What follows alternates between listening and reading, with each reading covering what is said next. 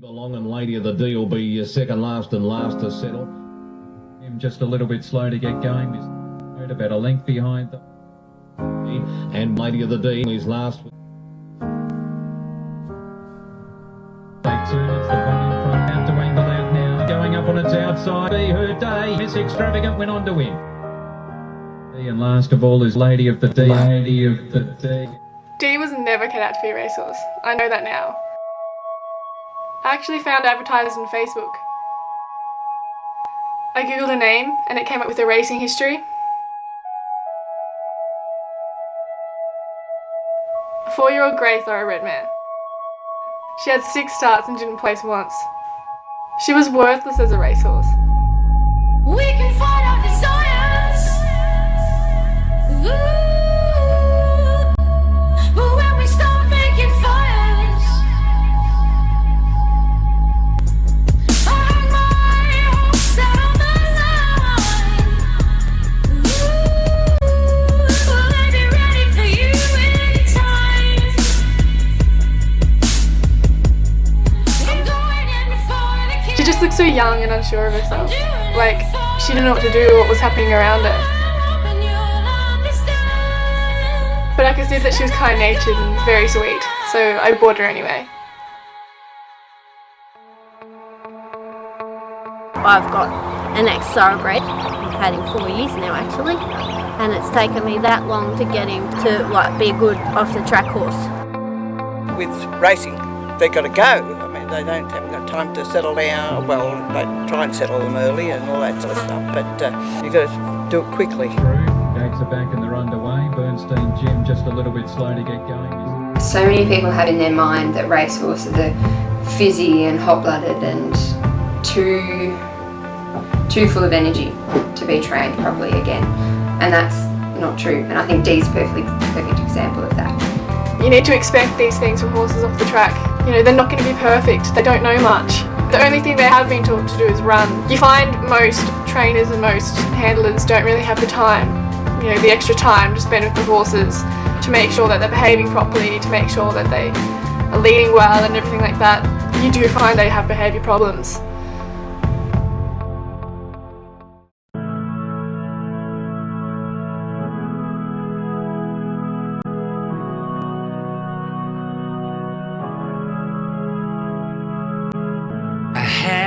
Other way. When Dee first came to me, she was not only in her mind but in her body. For what the man will say, but I was a she was as fit as anything, you know, she was like a greyhound. She was all tucked up underneath and muscly and ready to go, which didn't really suit her personality. To believe, I think just don't fight it. Don't but she never had any trust. She couldn't trust anyone. She couldn't trust herself. She couldn't trust me. She couldn't trust other horses. My answer's always this. I said don't fight it. You couldn't even raise your hand and she'd flinch and she'd run away and she wouldn't let you touch her. This made her quite unpredictable at times and a little bit dangerous to be around when she did get frightened of something.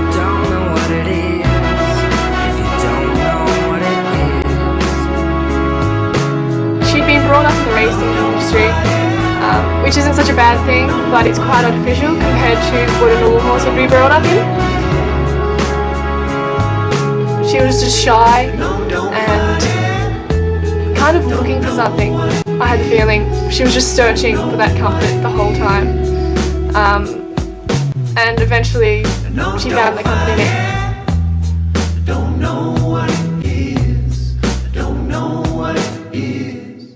She was very quiet for an off-the-track horse, but it just surprised me when you told me how long you had her, and I thought, my goodness, the horses at work, like some of them, their temperament, you'd think, yep, okay, when you get them off the track and they're finished working, they'll make really good horses, and others, you wouldn't. You see the different temperaments, but her, she had such a nice temperament and everything was so calm. Well, she seemed quite settled, but that it depends on the way she was handled. I think you handled her very well.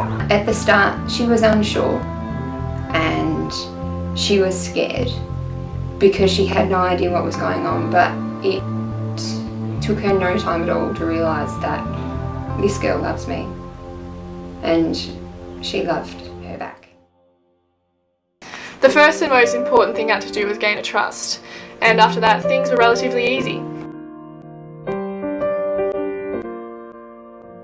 I use natural horsemanship to work with my horses. That means that I'm talking in horse language, so to say, and communicating with horses through body language, which is how they talk to each other. Tell me how many women childhood dreams come to pass. Tell me how many I've worked with a lot of horses, and using these methods, Dee was probably one of the worst to start with, but also one of the best towards the end. So you can understand exactly how I feel. She could start to put herself out of her comfort zones. She really blossomed. Someone that thinks the world. I was able to throw tarps over her and fling ropes over her back, and she'd stand there and she'd be fine.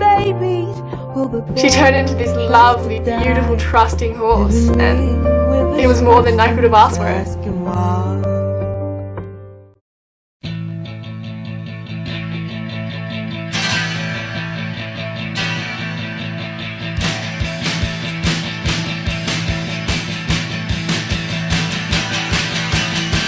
I wanted her to be as natural as possible. You know, she had a paddock with trees, with grass, where she could run around and move. We took her shoes off so she could feel the ground underneath her and have the correct function of her hoof working properly. She started socialising with my other horses and making friends with them.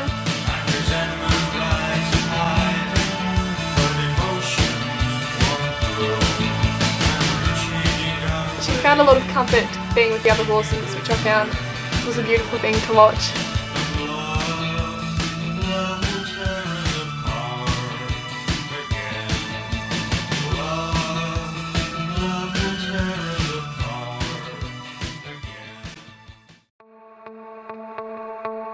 She was quiet to start with, but she was a lot more settled. You could go out and ride her bareback, which is a brave thing, because I'm not brave enough to do it on my horse, but on her I would have tried it. Well, she was turning into a nice rideable horse. Settled quite quickly and seemed quite agreeable. Yeah. She was just pretty much perfect by the end of it, and as well as trusting the people around her, she had a sense of trust in herself. She learned to stand up for herself a bit more, which I think was one of the most important things that she needed to do. When I first started riding Dee, she knew by then that she could trust me and that I was going to be there for her and I wasn't going to put her in any dangerous situations. She got used to it quite quickly. In a matter of weeks, I was able to have her relaxing herself and putting her body into full use and using all her muscles and, you know, using her mind as well. She was a beautiful riding horse.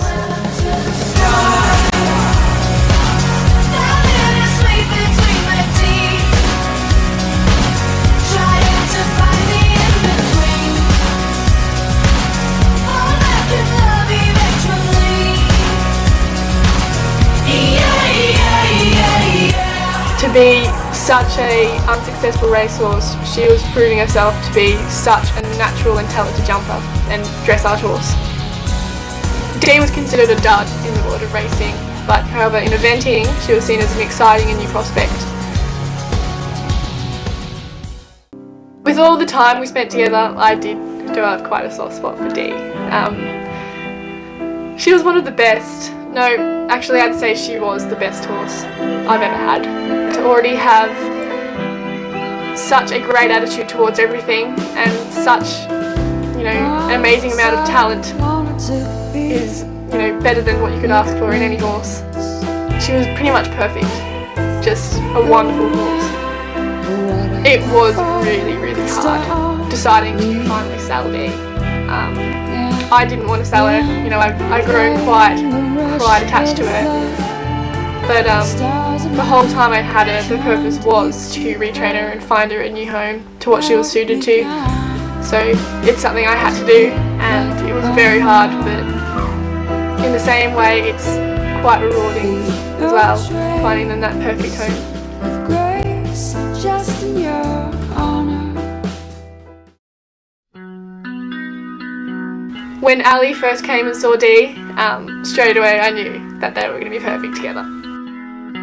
I was looking for a horse that was quiet and gentle, and Tegan had written that she had this quiet, gentle horse, but you know, she's also an off-the-track thoroughbred and she's 4 years old, and I thought, surely not.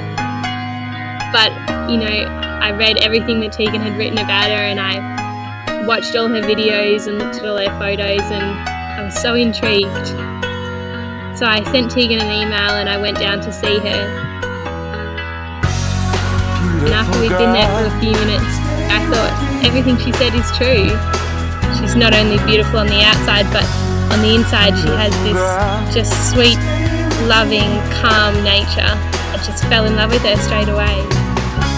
I think if someone had have said to me towards the end of the year, you're going to go and buy a 4-year-old thoroughbred who's just come off the track, I would have thought they were crazy. But what's so good about what Tegan did is she gave me an opportunity to see past the fact that Dee is a thoroughbred off the track racehorse and see, you know, her personality and what she's really like. So I would never hesitate in the future to buy another racehorse. I'm so lucky to have her. She's going to have a very happy life here. It's something that never grows old. Seeing them change from something so insignificant to something that holds so much promise for the future, it's the best feeling in the world. I love it.